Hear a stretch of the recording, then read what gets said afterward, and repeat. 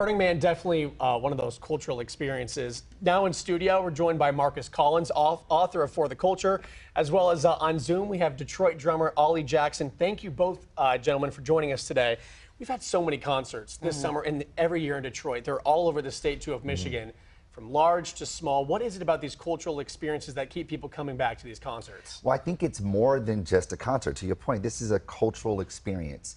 You think about Beyonce and Taylor Swift in particular, their impact this summer had an influence on the GDP of the United States. This is ridiculous, right?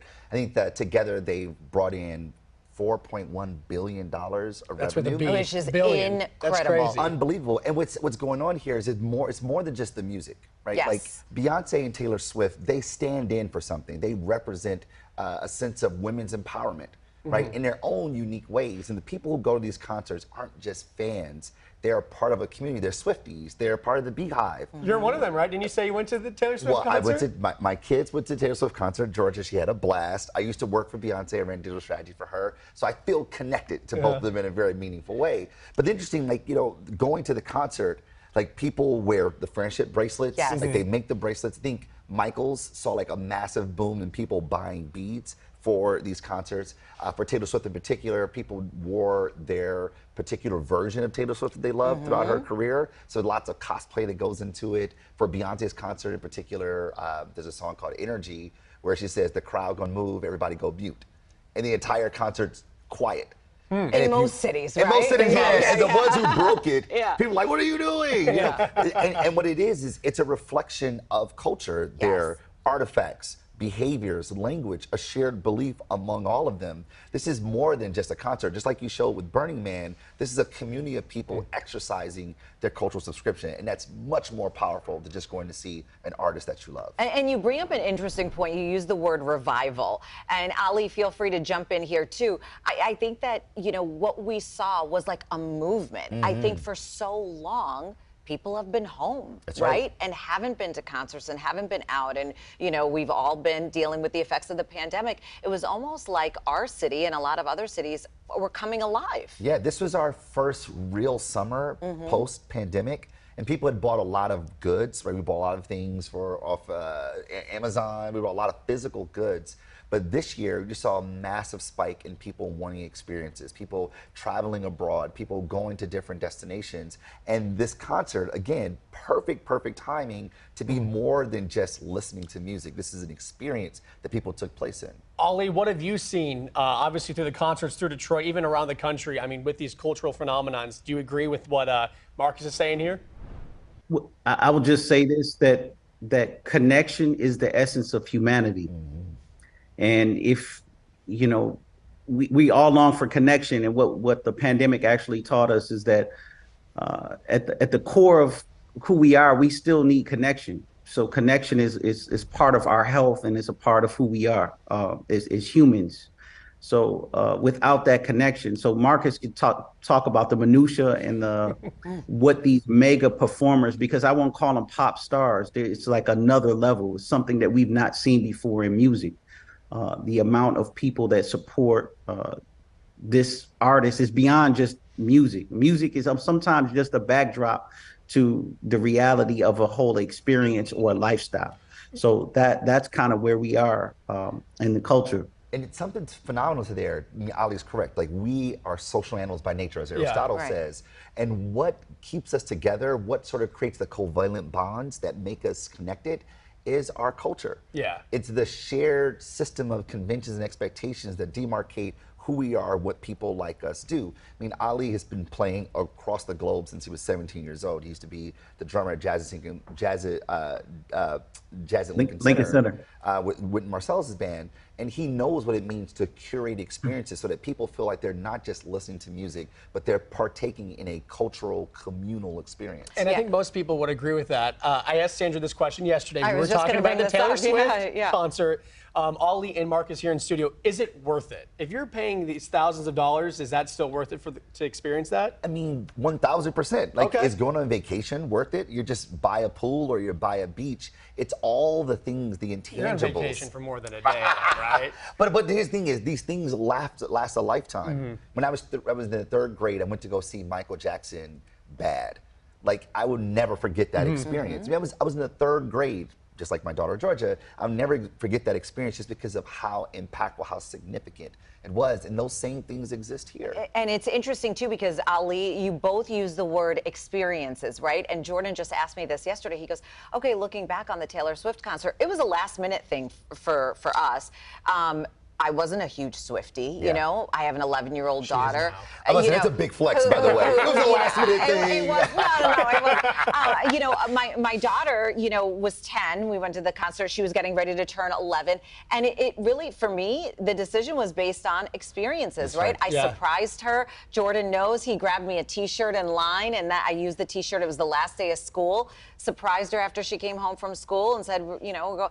And I will never forget the look on her face when she was like, what do you mean? We're actually going to the concert? She thought her gift was a T-shirt.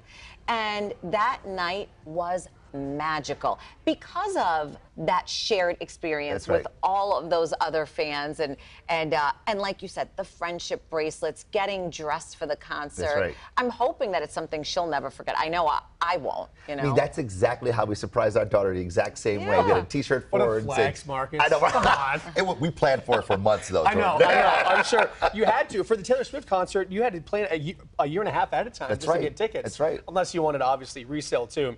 So for me, my thing is with sporting events. I love music too, but it's the fandom. That's right. I mean, Ali, obviously being, in a band, you've been a drummer too. How awesome is it to see people enjoying what you're putting out? You make it look so easy, but you're putting in all this hard work for people to enjoy too.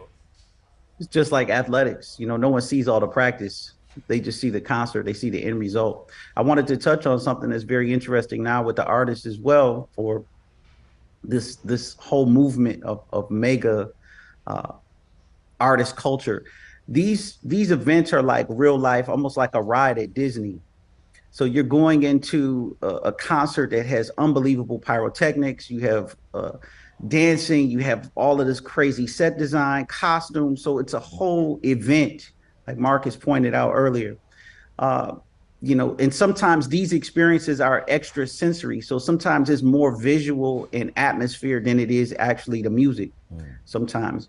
But these things are like, they're larger than life. So I just wanted to point that out because we've moved into a different time totally with music. I'm used to just playing for people in a very intimate environment. You know, it could be 100 people in a room.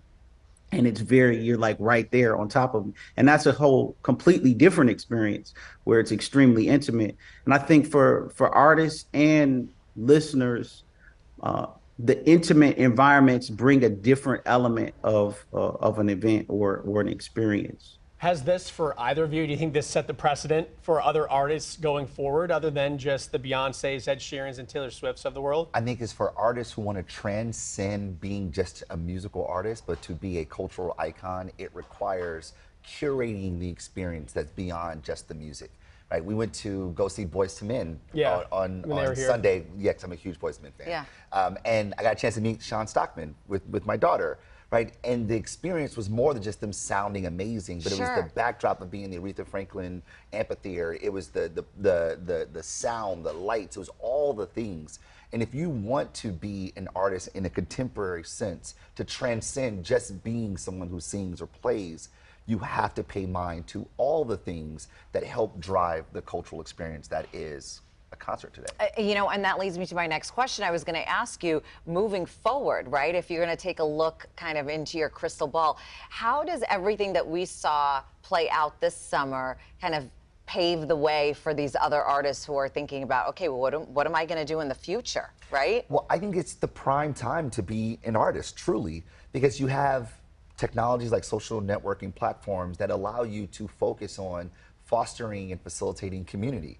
Not just the music that you create, but how do you provide or create intimacy with these groups of people who listen to music and that find commonality around who you are, not just the music you make, but why you make it, how you see the world. You know, you have things like the Grateful Dead, you have Deadheads, right?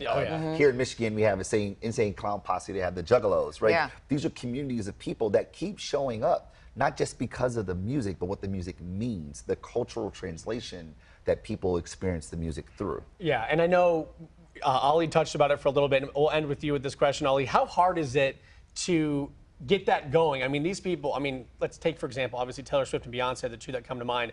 This takes a lot of planning. You know, if you yourself are going to get into something like that, or someone that's coming up, you know, wants to go mainstream and beyond that, how hard is it to do this? Well, I'm gonna just tell you, it's actually real easy. Just call Marcus Collins, and, and he'll devise that. I mean, that's what he does. He's masterful at that. Basically, it's a lot of marketing. It's a lot of presenting your story, or giving a story along with the curation. Everything Marcus says, I agree with. But to be a mega star, there's a lot of parts. There are a lot of moving parts that go along with that.